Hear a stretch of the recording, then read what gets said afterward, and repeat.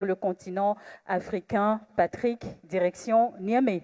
Direction Niamey pour accueillir un élu du Niger. Je voudrais que nous fassions du bruit pour accueillir M. Abdourahmane Oumarou pour son propos maintenant à l'occasion de cette cérémonie de clôture du 9e congrès panafricain sur lequel les rideaux tomberont dans quelques petits moments. Nous sommes à la cérémonie de clôture, nous n'y sommes pas encore tout à fait. C'est simplement voilà, des applaudissements nourris pour accueillir l'honorable député du Niger qui nous rejoint, M. Abdourahmane Oumarou, que nous allons écouter. Merci d'être présent.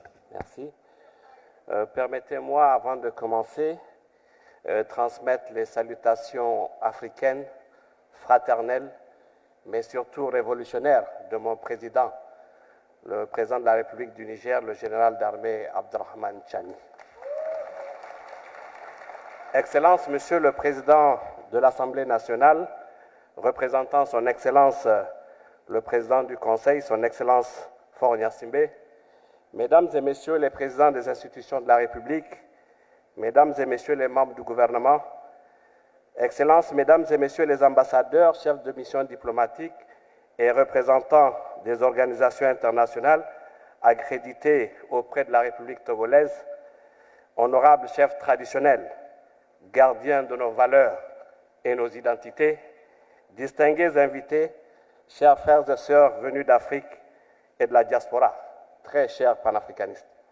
C'est pour moi un honneur immense et un privilège chargé de sens que de me tenir ici à Lomé, capitale du Togo, pour ce 9e congrès panafricain.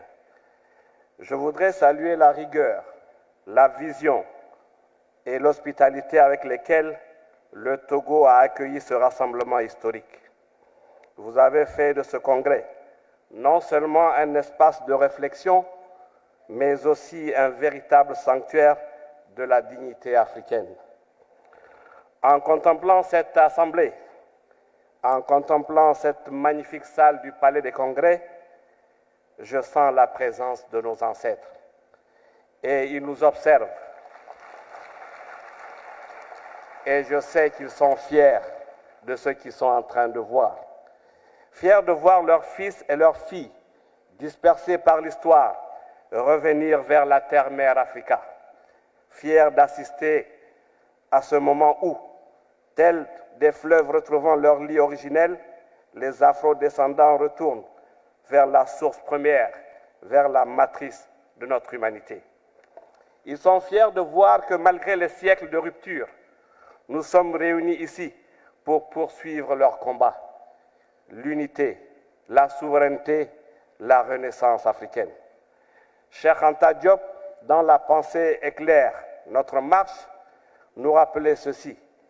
Il n'y a pas de salut en dehors du fédéralisme, pour ainsi parler de l'unité africaine.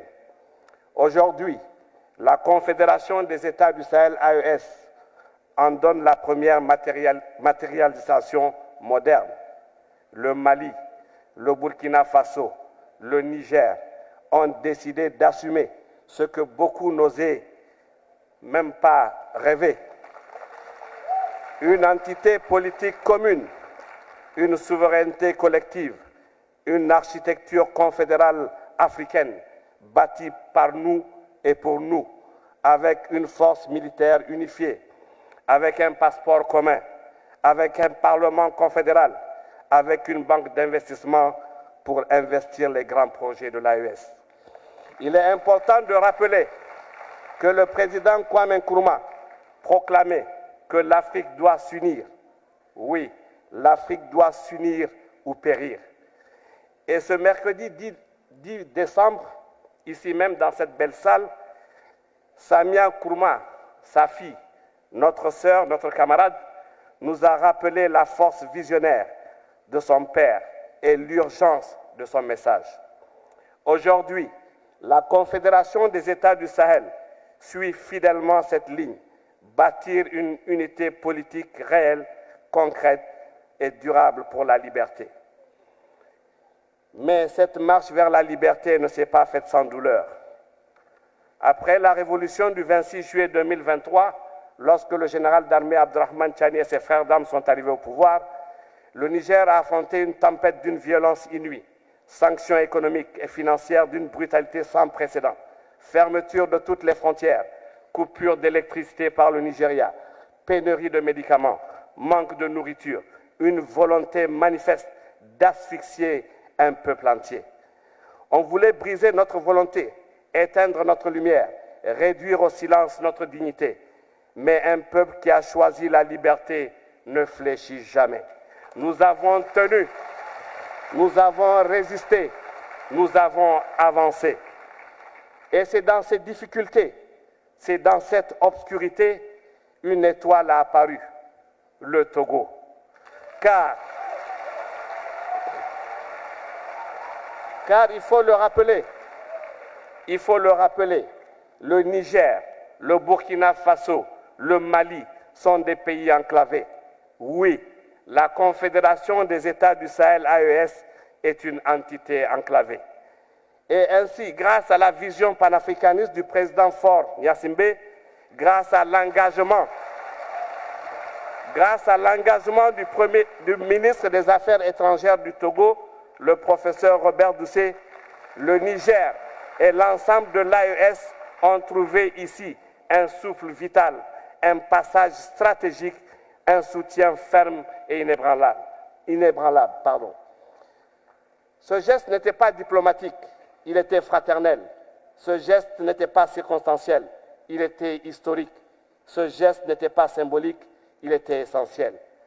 Aucun Malien, aucun Burkinabé, aucun Nigérien ne peut et ne doit oublier le soutien ferme, constant, courageux du Togo lorsque nos pays étaient injustement harcelés par la CEDEAO et certains pays. Cette attitude de dignité, de loyauté africaine et de clairvoyance politique restera gravée dans nos mémoires comme un acte de fraternité authentique entre pays frères. Nous sommes profondément reconnaissants. Nous n'oublierons jamais ce geste car c'est cela le panafricanisme véritable, c'est-à-dire la fraternité en action, la solidarité dans les épreuves, la loyauté quand le vent tourne contre nous.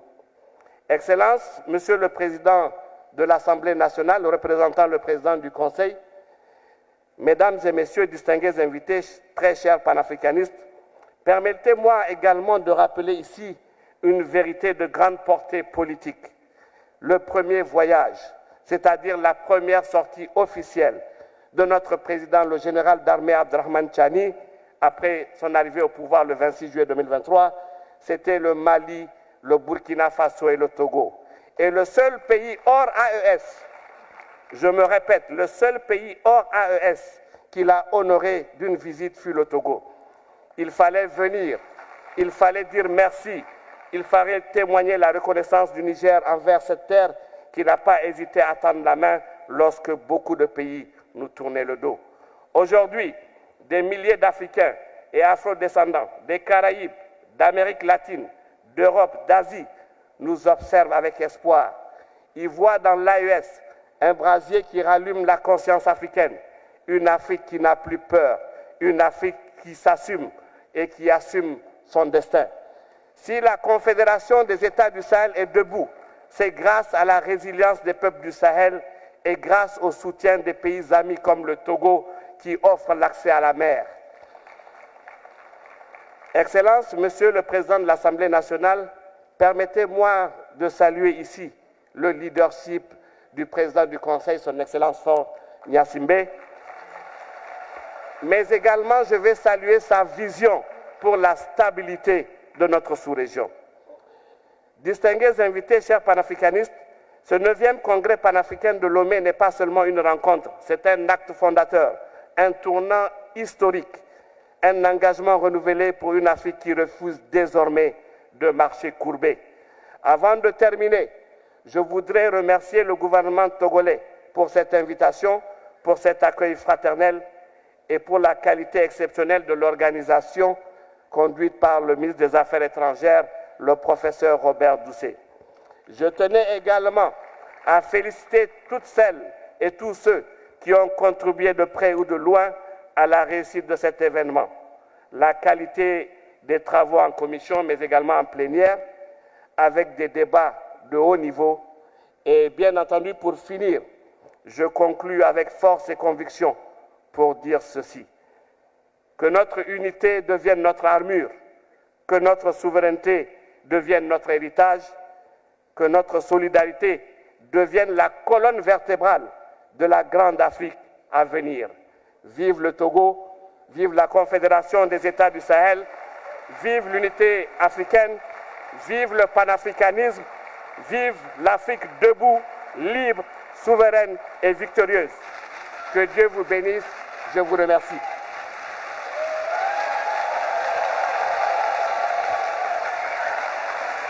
Merci beaucoup, merci beaucoup. Le panafricanisme comme lutte pour la dignité africaine. Monsieur Abdourahmane Oumarou, ancien député à l'Assemblée nationale du Niger, ancien candidat à la présidence de 2020 au Niger, fervent défenseur de la souveraineté africaine et un soutien affirmé de l'AES d'ailleurs qui a bien participé très activement à ce 9e congrès panafricain de Lomé par la présence parmi nous ces derniers jours des 3 ministres des Affaires étrangères des 3 États membres, le Mali, le Niger et le Burkina Faso, aux côtés de leur homologue du Togo, le professeur Robert Dussé. Mesdames et messieurs, je vous invite à ovationner une fois de plus pour cette fraternité, cette unité exemplaire. Merci beaucoup. Merci Charlotte. Je connaissais un adage populaire qui voudrait dire que les applaudissements sont le premier salaire de l'artiste. Je viens de découvrir aussi que c'est le premier salaire de l'homme engagé, de l'Africain panafricaniste debout. Merci à vous.